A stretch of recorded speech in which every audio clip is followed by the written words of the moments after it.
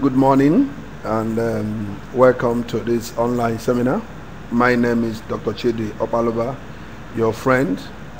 I have a strong desire to expand the ownership of wealth in Nigeria and entire Africa, and I believe there are so much opportunities in this country if we look in the right direction. So today I'm going to be taking us on a topic that says ideas and wealth. Yes, ideas are really well, because God does not, or the creator of the universe, would not send money, physical money, down to the earth. Whenever we pray and ask God for money, what God does is to give us an idea. And if we're able to process the idea and convert it to money, the idea will now become wealth. Napoleon Hill said that ideas are the starting point of all fortune. Every great organization you can see on earth today is a triumph of one idea or the other. Each of these corporations or organizations or institutions was started by a man or some group of people who saw problems around their environment and gave a thought process to those problems. This thought process generated ideas, which when processed gives birth to the corporation or the institution. So the truth is this: ideas are actually money disguised. That's why it is said that any man with a great idea is potentially richer than someone that has loads of money. So instead of asking for money, what you should be asking for is actually ideas. When you get a great idea, you process it and you convert it to money. Ideas rule the world. It's obvious that if you can generate a great idea today within your environment, looking at your environment, looking at what the problems in the environment are, you should be able to generate any amount of money you can think of. Look at it, look around you. All the corporations in Nigeria, all the corporations in the world, starting from Walmart by Sam Walton, starting from Disney World to Microsoft, to McDonald's, to Amazon, to Google, to Facebook. These are just ideas. Great ideas thought about by great men, processed, and today these ideas are generating tons and tons of wealth, tons and tons of employment. So if you look around you today, this is why Deutsche Bank of Germany said, ideas are capital, the rest is just plain money. Because once you get a great idea, money is the next thing that comes to you. It's been demonstrated. That is why if you look at it today, Africa has over 70% or thereabout of the world natural resource. But because they don't have enough knowledge or idea of how to convert this natural resource to money, they still are about the poorest continent on earth. It is said that empty pockets can never stop a man. What stops a man is empty head and empty heart. An empty pocket, probably you were born poor, or you don't have money. You just graduated from the university, you don't have money. That is not going to stop you and has never stopped anybody. What's going to stop you from making the world of your dream is when you don't have anything in your head or anything in your heart. And we know ideas are products of the interaction or intercourse between your head and your heart. So if you can put your head to work, you can generate a lot of ideas. Look around you. As you travel, as you move around you, you're going to see a whole lot of problems within your immediate environment. All these problems are begging for attention.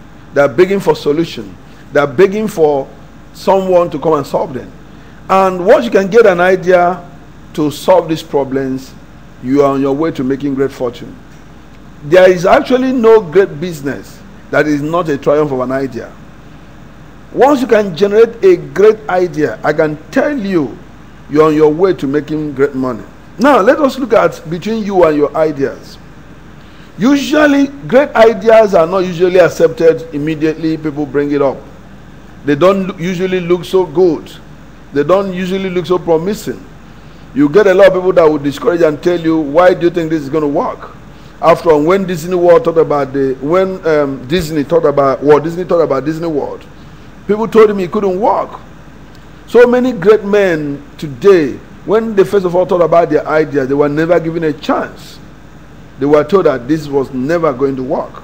So the same way, your ideas are going to be contested, your ideas are going to be challenged, your ideas are going to be ridiculed, your ideas are going to be cajoled, your ideas are going to be rejected, particularly by people very close to you.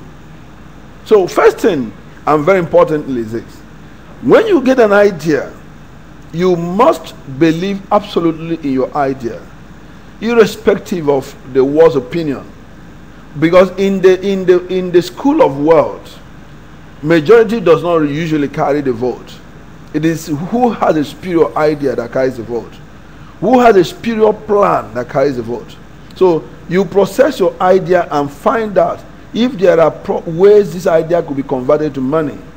What are these ideas all about? What can I do with them? Is there anyone that has had this idea before? Are there things I need to learn to convert these ideas to money? What are the resources I need? What are the kind of people I need to meet? Who do I need to speak to? By the time you are able to get these things and put them together, you're going to be able to generate ideas. One very strong place of generating ideas is through problems. They usually say that problems are opportunities disguised. When you have a problem, I can assure you that if you look at the problems deeply, you're going to find out that those problems actually are buried within them heaps and heaps of opportunities. So sit down, when you face any problem or any challenge, look at that problem holistically. Even Christ was calm in the midst of storm. Don't be panicky, because panicking will just destroy everything.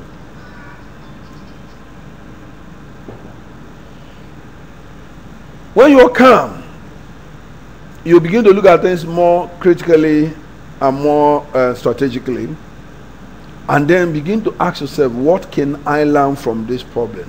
What can I do with this problem? Are there opportunities in this problem? Are there things I could do to reduce the challenges in this problem? In the process, an idea could come to you. And when this idea comes to you, the next thing is for you to process the idea. What is this idea all about? What can I do with the idea? Has anybody had this before? Is there anything I can learn from it? Does it represent an opportunity for wealth creation? What can I do? What can I do with it? How much do I need in terms of human resource? How much do I need in terms of personal resource? How much do I need in terms of financial resource? How much do I need in terms of knowledge and skills? Because there are certain things you want to do, you realize that you require additional knowledge or additional skills to actually bring those things to pass. So by the time you ask yourself these questions, you'll be able to know what you need to do with the idea. You'll be able to define the idea and put it in a crystal clear sentence. You'll be able to get a vision around the idea and then start making out a plan, either a business plan or a process plan on how this idea could be converted to wealth.